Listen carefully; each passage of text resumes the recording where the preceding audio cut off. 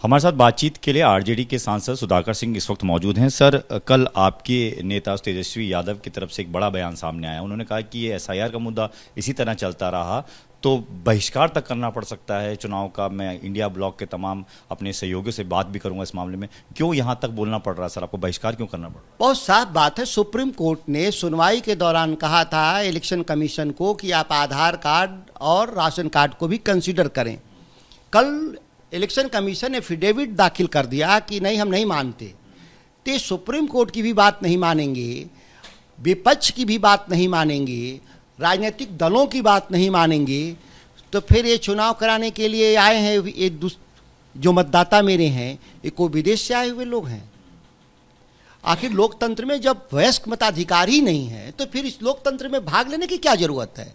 हम तो वयस्क मताधिकार के आधार पर चुनाव लड़ते हैं।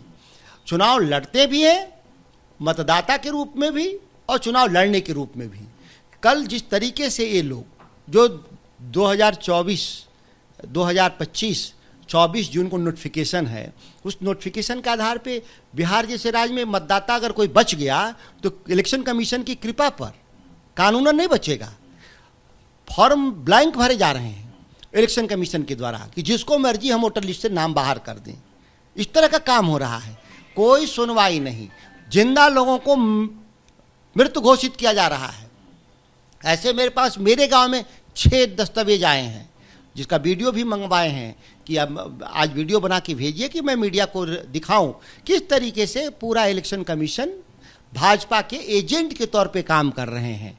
महाराष्ट्र में इन्होंने वोट बढ़ाने का काम कर दिया, नए वोटर को जोड़ करके हरवाया, और बिहार में मतदाताओं का नाम काट करके हरवाने के लिए विपक्ष को पूरी रणनीति। ज्ञानेश्वर अब चुनाव आयोग के कमिश्नर नहीं रह गए हैं, वो संवैधानिक पद पर नहीं रह गए हैं, वो अब भाजपा के प्रवक्ता हैं।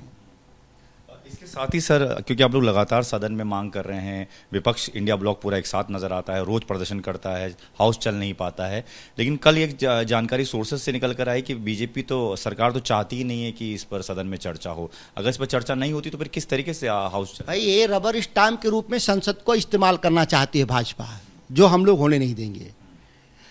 सदन के भीतर सरकारी बिजनेस भी होगा और देश के मुद्दे पर चर्चा भी होगा। अगर देश के मुद्दे पर चर्चा नहीं होगा तो सरकारी बिजनेस भी नहीं होगा, पार्लियामेंट स्थगित रहेगा। ये इस रवैये से भाजपा देश में सरकार नहीं चला सकती और पार्लियामेंट नहीं चला सकती, वो डिक्टेट नहीं कर सकते विपक्ष को। ये ज्वलंत मुद्दे हैं, ज्वलंत मुद्दे पर क्यों नहीं बहस होगा पार्लियामेंट में? आप पार्लियामेंट का सत्र एक दिन और बढ़ा लो। ये 5 दिन वॉश आउट हो, चौथा दिन है आज वॉश आउट हुआ, इसमें तो कई चर्चाएं हो गई होती, लेकिन आप नहीं चाहते। आप हठधर्मिता पे उतारू हैं। संवैधानिक पद पे बैठे हुए लोग डरे हुए हैं स्पीकर लोग। अभी उपसभापति को इस्तीफा देना पड़ा संवैधानिक पद पर।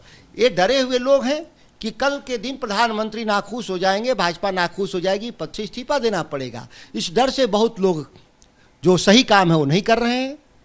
आप कह रहे हैं कि हाउस बिल्कुल नहीं चलने देंगे इस मुद्दे पर चर्चा नहीं हुई? चर्चा अगर नहीं हुआ, जब पार्लियामेंट का निर्माण नहीं होता है वयस्क मताधिकार के आधार पे, और वयस्क मताधिकार की जो नई परिभाषा अगर गढ़ी गई है जो संविधान विरोधी है, तो इस पार्लियामेंट चल के क्या करेगा? पार्लियामेंट को निस्ताबूत करने के लिए ना ये पूरी प्रक्रिया अपनाई जा रही है कि ऐसे लोग चुनकर आए जो सत्तारूढ़ दल के हाँ में हाँ मिलाएं। इस तरीके से लोकतंत्र नहीं चलता। पक्ष का जितना महत्व है उतना ही विपक्ष का महत्व है, और बिना पक्ष और विपक्ष का लोकतंत्र चलता नहीं। जिन पर आप लोग अब तक आरोप लगाते रहे हैं इस मुद्दे को लेकर, खासतौर पर बीजेपी और जेडीयू को लेकर, उन्हीं जेडीयू के एक सांसद हैं गिरधारी यादव, वो खुद कह रहे हैं कि मैं इसके पक्ष में नहीं हूँ, इसके लिए कम से कम 6 महीने का समय होना चाहिए, मेरा बेटा बाहर है, उसका खुद का कागजात जमा नहीं हो पाएगा इतनी कम समय में। इसको आप किस नजरिए से? सत्तारूढ़ दल के एक नहीं, दर्जनों सांसद और विधायक इस प्रक्रिया से नाखुश हैं, लेकिन अपने हाईकमान के डर से, नरेंद्र मोदी और भाजपा के शीर्ष नेतृत्व के डर से मुंह बंद किए हुए हैं। ये बारी बारी से सब लोग मुंह खोलेंगे। वक्त आने पर जो ही थोड़ा डर कम होगा, जो ही सत्ता से बेदखली की गुंजाइश होगी, बहुत सारे मुंह खोलेंगे लोग। धन्यवाद सर बातचीत के लिए। कैमरामैन मनीष उनियाल के साथ दीपक सिंह रावत, एबीपी न्यूज़, दिल्ली।